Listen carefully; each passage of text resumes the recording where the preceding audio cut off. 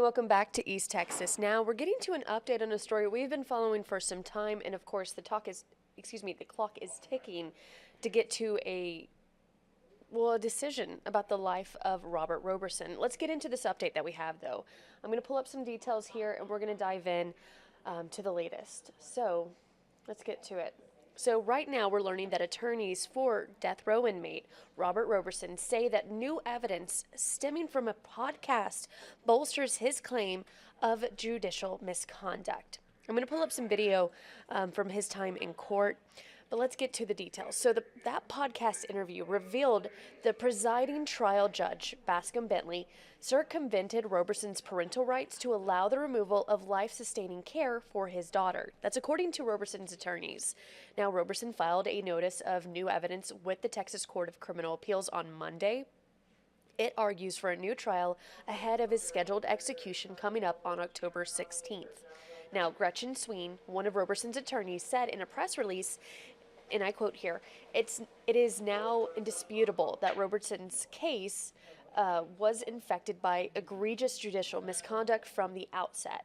Now, she goes on to say that the Anderson County judge who presided over Robert's trial never disclosed that he is the one who authorized circumventing Robert's parental rights and violating Texas law so that Nikki's removal from life support could be hastened and then her father charged with capital murder is very disturbing.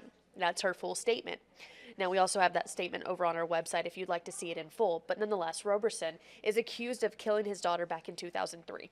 His defense has argued Nikki did not die of shaken baby syndrome and instead died from health issues. I'm going to restart this video for us.